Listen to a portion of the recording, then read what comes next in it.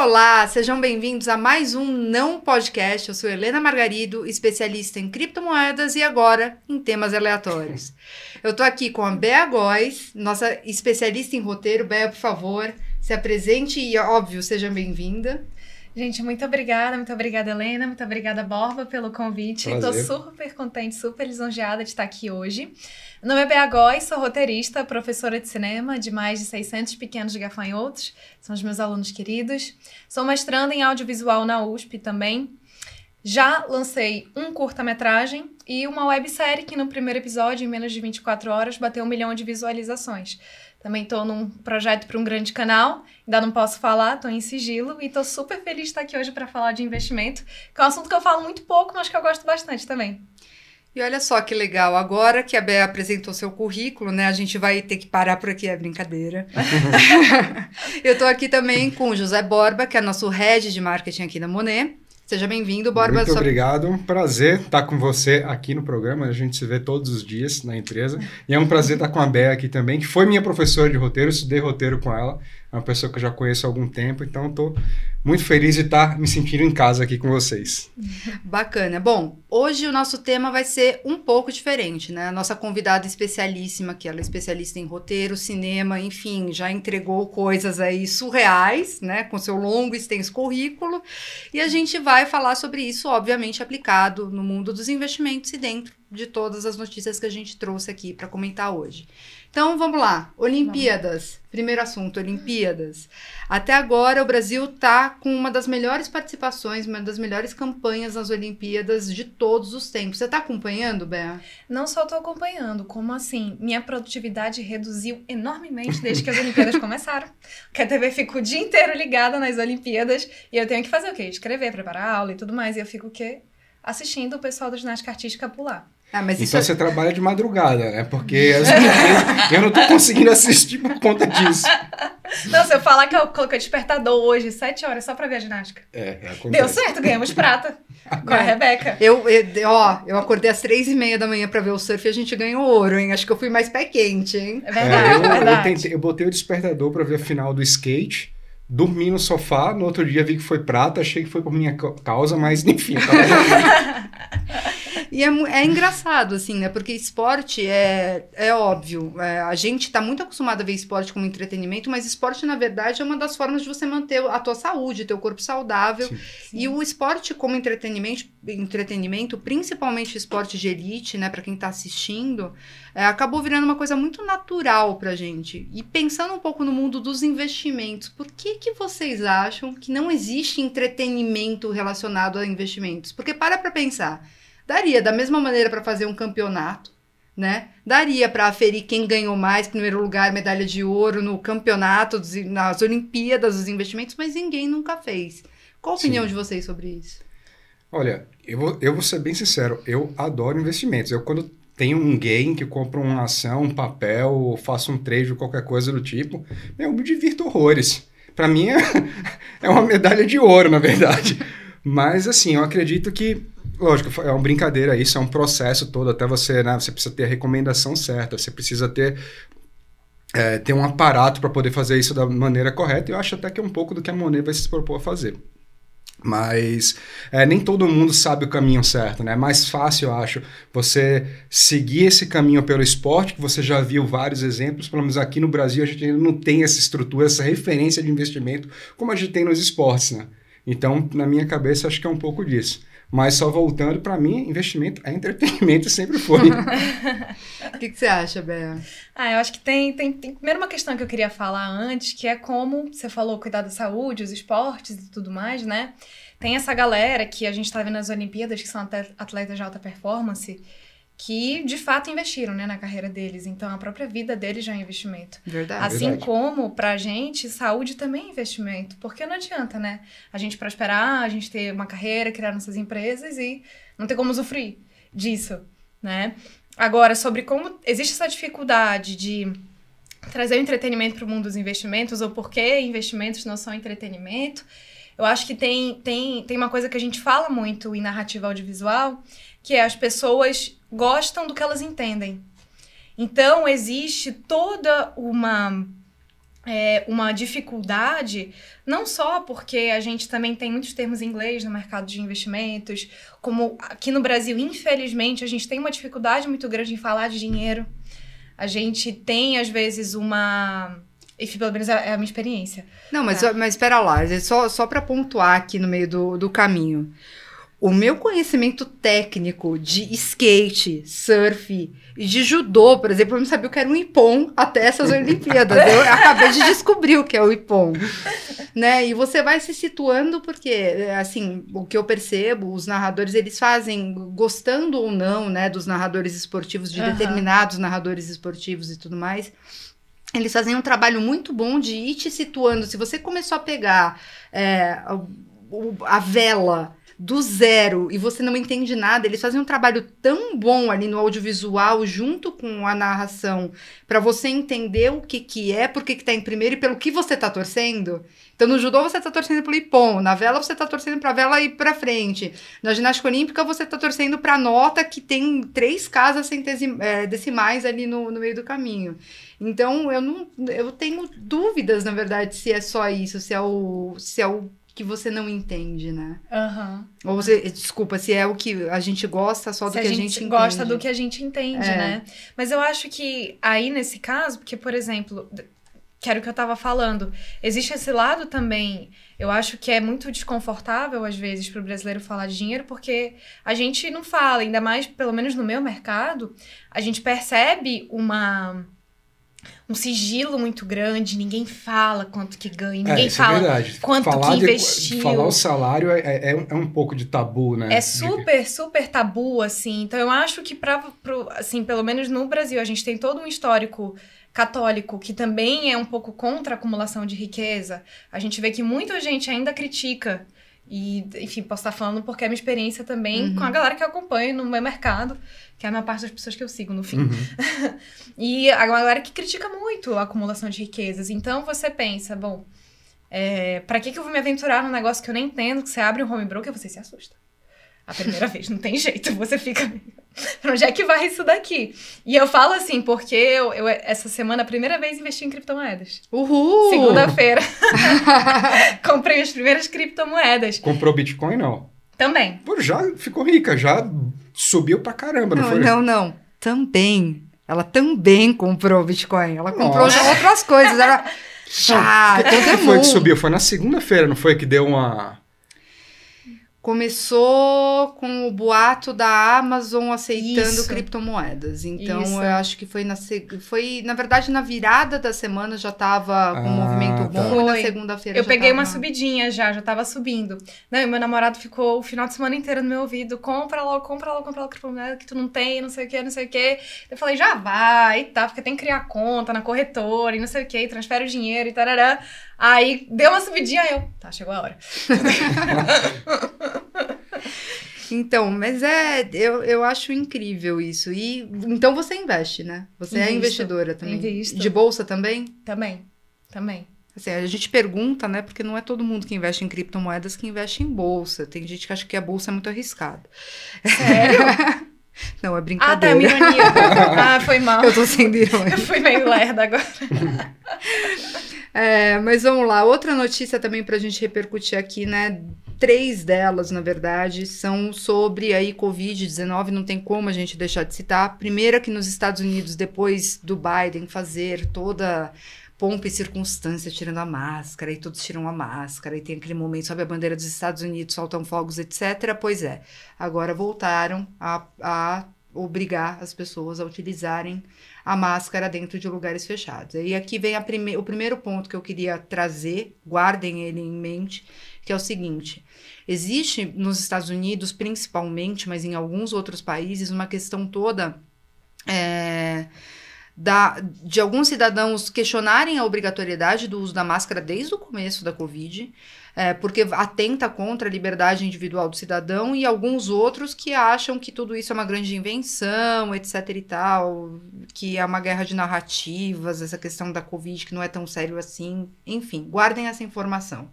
A segunda é que o Brasil está estudando a possibilidade de aplicar uma 3ª dose da vacina, de Coronavac principalmente, mas AstraZeneca e Pfizer também.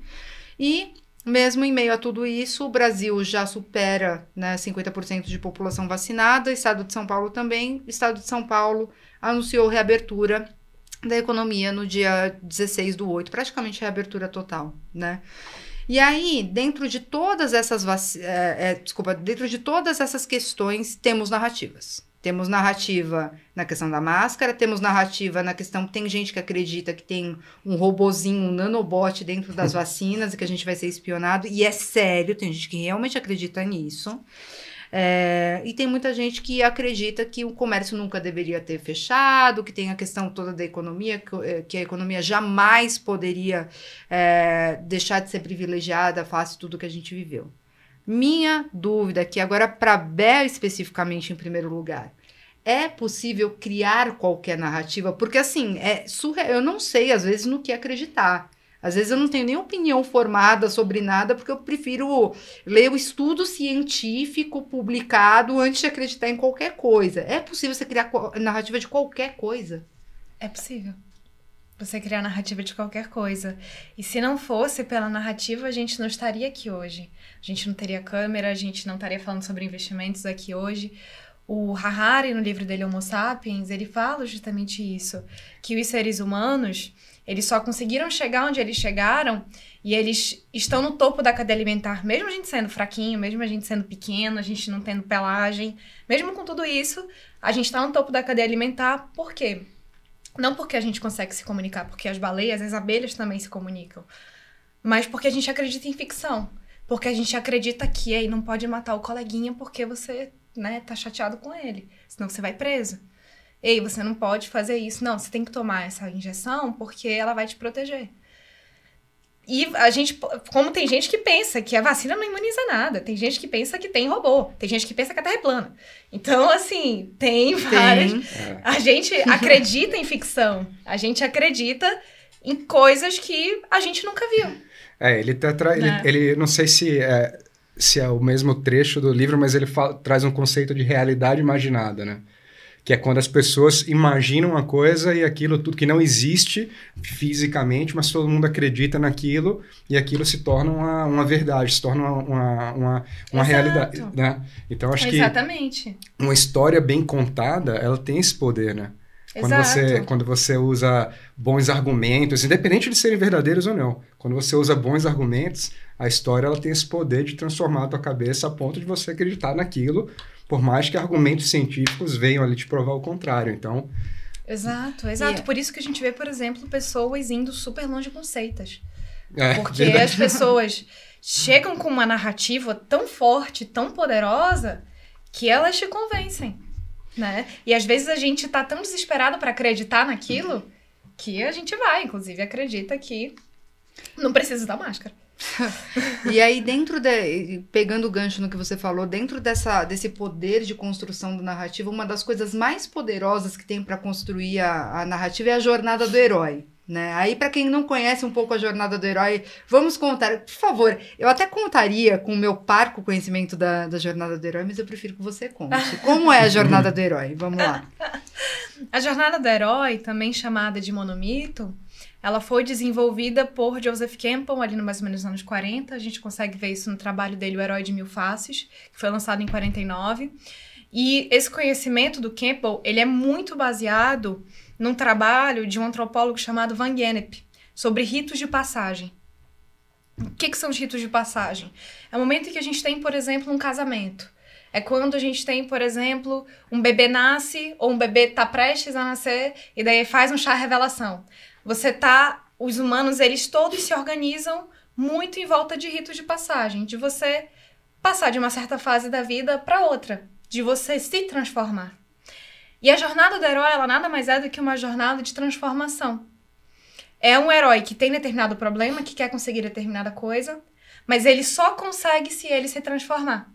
Ele só consegue se ele mudar seu caráter, mudar sua filosofia, para poder alcançar aquele objetivo dele. Então, os 12 passos da jornada do herói, mundo comum, então justamente esse mundo normal, né? Esse mundo em que tá tudo igual para ele, em que nada muda. Até que vem o chamado aventura e ele fala, putz, eu quero aquilo, ou eu preciso daquilo. Mas se eu ficar nesse meu mundo comum, eu não consigo aquilo que eu quero, né?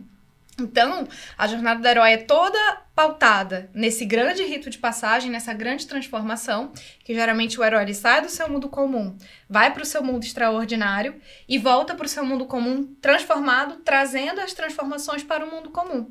Então, trazendo para o caso dos investimentos, o que a gente pode ter? Aquela pessoa que investe só na poupança e que guarda dinheiro embaixo do colchão, porque, né, vai que some no banco. A minha dúvida, vamos lá, por que ninguém nunca aplicou a jornada do herói ao mundo dos investimentos? Porque poderia ser assim, né? O mundo comum.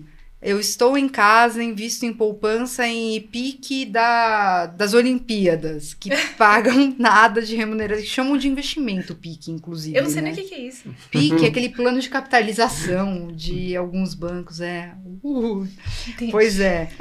Se você não sabe o que é isso, já tá bem. Já tá bem, já tá bem. Eu estou em casa, meu dinheiro está virando pó com a inflação, etc e tal. Aí, ponto 2, sou chamada à aventura, fico sabendo que existem oportunidades de ter novas formas de ganhar dinheiro. Passo 3, etc. Por que ninguém nunca trouxe isso para o mundo dos investimentos? É tão mais legal você ganhar dinheiro na jornada. Justamente porque, às vezes, mesmo quando é ruim, a gente insiste nos nossos erros, né? A gente insiste no nosso mundo comum porque ele é confortável. Mesmo ruim, ele dá o que a gente conhece. E a gente volta para aquele preceito. A gente tem medo do desconhecido, a gente tem medo do que a gente não conhece, do que a gente não entende. Então, às vezes, mesmo que seja ruim, a gente sabe que é ruim. A gente fica ali. Com medo de ser pior, né? Talvez. Com medo de ser pior, vai que é pior. Eu tinha um terapeuta que falava que, desculpem o latim, mas que até a merda é macia e quentinha, né? Então... mas eu acho que você já viveu a saga do herói no mundo dos investimentos, né, Borba? Já vivi porque uma história, né, a Bea sabe isso melhor do que ninguém, uma história ela tem curvas, né?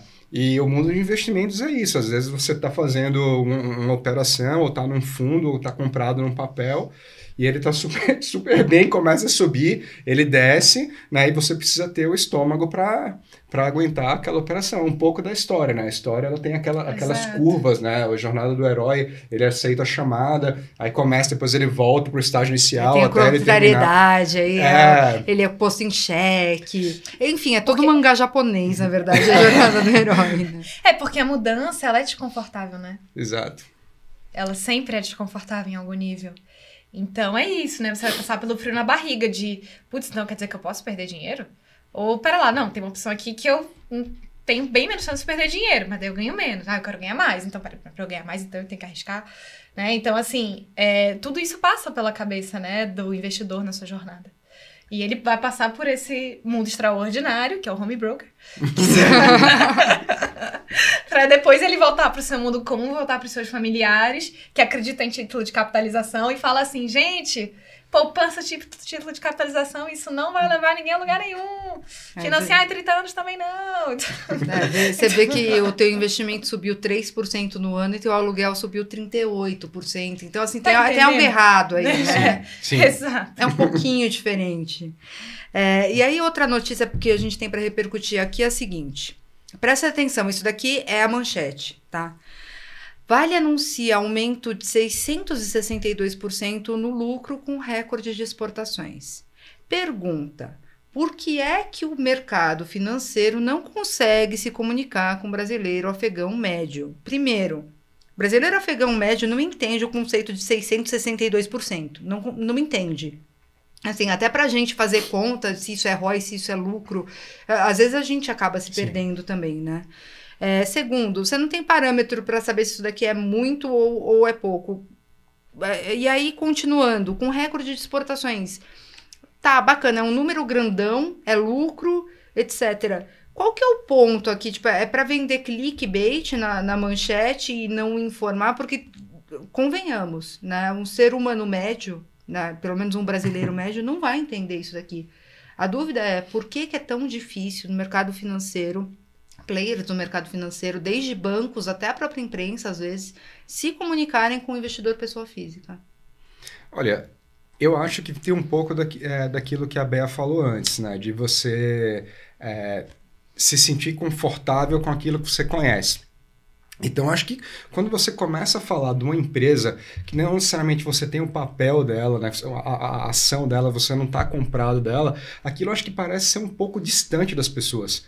né? Eu acho que tem um pouco, de verdade, na minha opinião, tem um pouco de culpa, vamos dizer assim, de quem está comunicando isso para as pessoas e não das pessoas, né? Porque se você, tipo Por assim... isso que eu li a manchete, inclusive, para trazer exatamente como estava ali, porque assim, eu entendi, eu li a notícia inteira e tudo mais, bacana, legal, porém, se eu passar isso daqui pro meu pai, meu pai, que é um cara que tem doutorado também pela USP, etc e tal, meu pai não vai entender muita coisa, entendeu? Sim. Também temos que avaliar um pouco, assim, onde que estava essa notícia, né? Se é uma questão, tipo, se eles estavam num portal ou no jornal que já é para um público mais afim, né, ao mundo dos investimentos.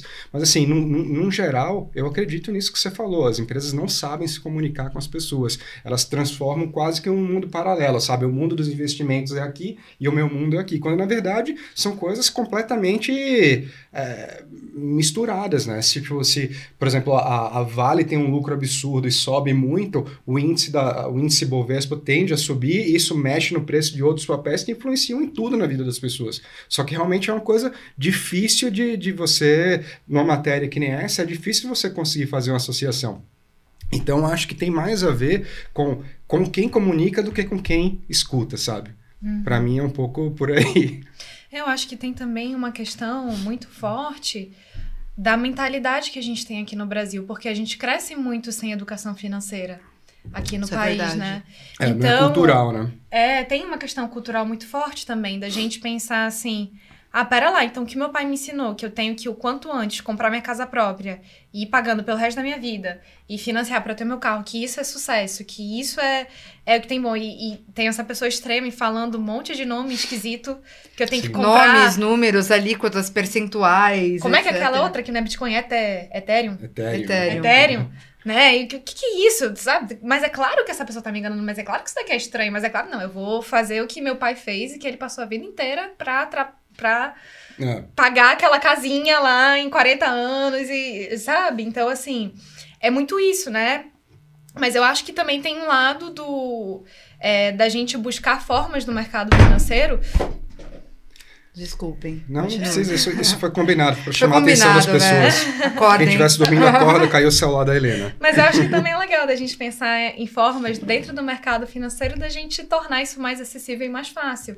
E realmente mostrar que, olha, tá vendo isso daqui? Você pode ser proprietário de várias casinhas ou de vários prédios. Você pode ter um pedacinho daquele prédio se você comprar um fundo imobiliário. Você pode ter isso. E olha só como você consegue, se você pagar o seu aluguel assim, se você pensar dessa forma, você consegue ter uma rentabilidade melhor, você vai viver melhor. Quando você tiver 70 anos, o brasileiro também não pensa a longo prazo. Então, às vezes, é até uma coisa que assim, não. Aí vamos lá, não é só o brasileiro. Você tem aquele livro Rápido, Devagar, etc., que ele explica bem essa questão, e acho que o ser humano, ele tem um problema muito grande para pensar a longo prazo. Para pensar a longo prazo, exato, também. Então, acho que às vezes também é uma coisa que pode ficar assim, não, agora eu tenho que pagar a parcela daquela roupa que eu comprei. Agora, não, esse mês não dá para investir. E você fica assim durante muitos e muitos e muitos anos. Né? E acaba que não investe também. Então, eu acho que é isso. Eu acho que o mundo dos investimentos, pelo menos hoje, eu acho que tem melhorado demais. Acho que, inclusive, a iniciativa de vocês é fenomenal por conta disso, porque eu acho que ajuda a deixar esse conhecimento mais acessível.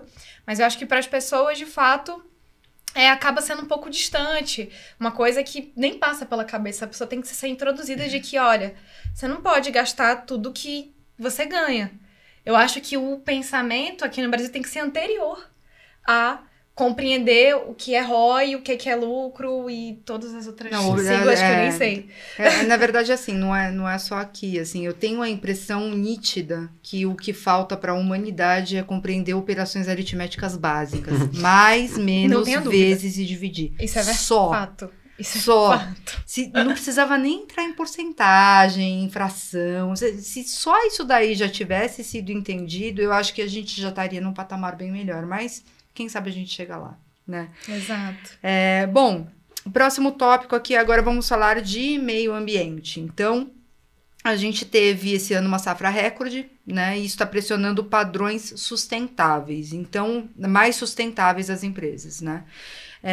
E o Carrefour, no meio disso tudo, E aí a gente está vivendo agora o movimento ESG, a gente já comentou aqui no podcast algumas vezes sobre isso. E o Carrefour anunciou rastreio do gado desde o nascimento. Aí, para quem não tem muita noção disso, né, tem muita área desmatada agora que é destinada à região de gado, etc. E aí você, Bea, como uma representante aí do estado do Amazonas, você chegou a presenciar isso? Isso fez parte da tua infância, a questão do desmatamento, etc. Como que foi isso para você? Porque a gente aqui de São Paulo, a gente só recebe notícia, né? Uhum. Como que foi essa questão toda do meio ambiente e como que você se movimenta ainda com relação a esse assunto? Olha, eu não sou especialista no assunto. A gente também não. São assuntos aleatórios aqui no podcast.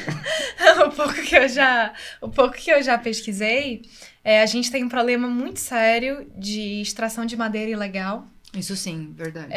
Lá pra cima.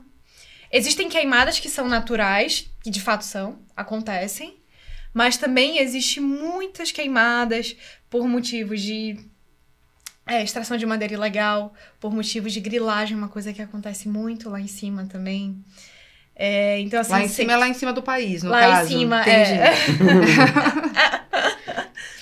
então, você tem crimes, você tem irregularidades que acontecem também, que corroboram para isso, a gente, enfim, tá tendo um crescimento absurdo da população mundial, já tem vários anos. Então, é difícil a gente falar em assim, não tem que ter gado, vamos todo mundo comer ovo. Eu queria fazer uma observação só, que aqui em cima também tá desmatando tudo, impressionante. Tá cada vez pior. Desculpa, pode continuar. Aí eu tô na dúvida qual tipo de desmatamento é mais fácil de combater. Se é o seu desmatamento ou se é o da Amazônia. Olha, esse aqui eu já tentei de tudo. Você tem algum... Depois a gente conversa. Eu fiquei sabendo que tem algumas alternativas. Obrigado, a gente conversa. Mas, enfim. E aí tem duas últimas notícias que, na verdade, elas vêm dentro de temas semelhantes, que a gente já tinha comentado, né? Sobre a Anitta entrando para o Conselho de Administração do Nubank.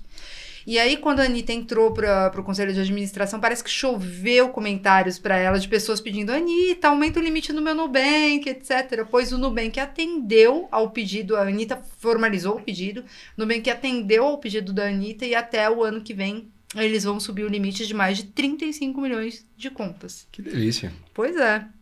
E...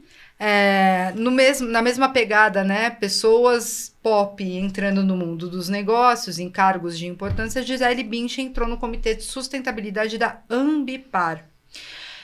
E aí vem a última provocação aqui para os dois, e aí vocês veem quem vai responder primeiro. A gente está vendo um movimento muito crescente do pop encontrando o mundo dos investimentos, né? Então, a Anitta no Nubank, a Gisele Bündchen na Ambipar, enfim, tem, se eu não me engano, a Thaís Araújo, parece que também tem alguma empresa. Por que falta o oposto? Por que o investimento não entra no pop? Por que a gente não tem filmes com o tema de investimentos? É verdade. Filmes brasileiros a gente não tem. Mas eu acho... Pelo menos não lembro se tem. Se tiver, você me corrige. Mas eu acho que essa questão do Nubank chamar a Anitta, por exemplo, é uma percepção do mercado tentando trazer o pop para junto, sabe? Quer tentar deixar o mercado mais acessível, sabe? Falar a língua que todo mundo fala, né? A Anitta, dita regra. Então, assim, acho que quando a marca faz essa tentativa de trazer esses ícones, né? Para ser um representante da marca, para mim isso é claramente uma tentativa de aproximar as pessoas, de aproximar a massa do mercado, que até, como a gente estava falando antes, estava bem distante da realidade das pessoas. Eu enxergo por aí. Em relação aos filmes do mercado financeiro, aqui no Brasil a gente não tem, mas a gente tem uma roteirista aqui do lado que poderia ser uma pessoa, né, que resolvesse esse problema. Pode deixar, tá anotado já. Mas, Bea, diz uma coisa, o mundo, assim, é muito comum você ver, né, filmes com aquela questão da superação de jornada do herói, que a gente já comentou aqui, comum você ver filmes com temáticas específicas, então carros que correm muito rápido, super-heróis, sei lá, política... Filmes de esporte. Também. Filmes de esporte, né? filmes de comédia, filme pra você dar risada, filme de comédia romântica, que é pra você terminar com ai, que fofo, etc e tal. E nessa pegada de investimento tem filmes ótimos que já foram feitos lá fora. Aqui dentro, nada. Assim, qual que é a tua percepção sobre isso? É um tema chato? Investimento é um tema chato?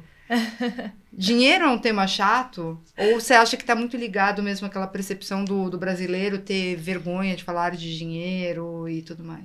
Eu acho que tem vários fatores envolvidos nisso. Eu acho que tem um fator de... Se vamos ensinar dentro de um longa-metragem uma pessoa sobre o mercado financeiro, eu posso ter um filme tipo A Grande Aposta. Que é maravilhoso. Que é maravilhoso. 80% das pessoas vão assistir, não vão entender.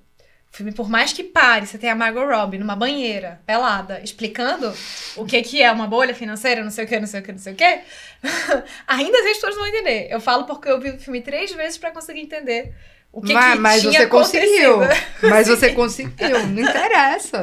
Às vezes a gente tem que fazer a prova 2 vezes, gente. 3, 10. Mas quando a gente para pensar, o propósito da narrativa clássica, que é a jornada do herói, é de ensinar. Né? Horácio, que foi um dramaturgo, foi um estudioso, ele dizia que a gente tinha que deleitar para ensinar.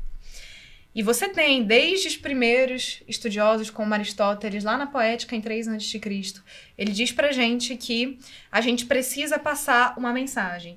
Que você vai fazer um drama, você vai montar uma representação para que as pessoas assistam e aprendam uma mensagem ao final. Então, a gente consegue sim passar mensagens, passar ensinamentos. Mas é muito mais comum que a gente consiga, com mais facilidade, passar ensinamentos do tipo Filme à Procura da Felicidade. Nunca desista dos seus sonhos e vamos nessa. Que também é outro filme excelente, vai convenhamos. E tem até não sei se eu vou acertar as datas e os nomes, mas esses grandes, como posso falar, escritores, dramaturgos e pessoas teóricos, né, que a gente até hoje estuda nas escolas de roteiro, eles eram financiados desde da Grécia, né, pelo Estado, para poder contar essas histórias.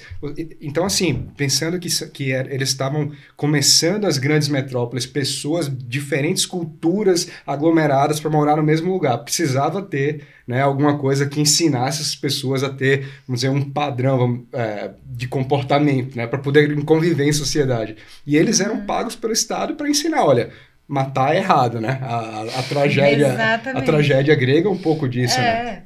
Exato. Você tem Édipo, por exemplo, que a peça original durava, tipo, 9, 10 horas. Uhum. Para ensinar o quê? Olha, gente, seguinte, você não pode matar seu pai, não pode deitar com sua mãe, tá? É feio, é errado, exatamente. Não faça isso. Então, sabe? Então era bem assim imagina mesmo. Imagina 2.500, 3.000 antes de Cristo, tipo, uma grande metrópole se formando, pessoas completamente diferentes, de repente estão morando juntas. E estão tentando se organizar, né? A gente volta pro que o Harari falou, você precisa botar essas pessoas para acreditar em ficção. Pera lá, então eu não posso matar alguém porque eu roubo minha maçã? Como assim não posso matar alguém? Mas eu tô afim, a pessoa me fez mal, eu quero... sabe, a pessoa roubou meu escravo, eu vou roubar o dela. Mas peraí, tem escravo, é feio?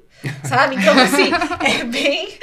Naquela época foi bem assim mesmo, sabe? Se a gente pensar o que éramos 10 anos atrás... E aí a gente imagina como era o mundo 2.500 antes de Cristo, dá para ter uma noção da diferença que era, né, a cabeça das pessoas e o que a gente vê se tornando até hoje, né, por conta dessas ficções, né? Exato. Felizmente, hoje a gente já entende várias coisas, né? Você já explica pra criança. Matar errado, não roubar pode matar, errado, não pode escravizar o amiguinho. Não pode escravizar o amiguinho, entendeu? Isso é feio, isso não se faz. Né? Mas a gente continua passando mensagens com as narrativas, né? E aí eu volto. Eu acho que antes de você ter um filme como A Grande Aposta, e assim, o filme A Grande Aposta, narrativamente falando, ele não é o tipo de filme que ensina. Ele é um tipo de filme mais moderno, você tem vários protagonistas, você vai ter muito mais a exploração de uma temática do que, de fato, a intenção de ensinar.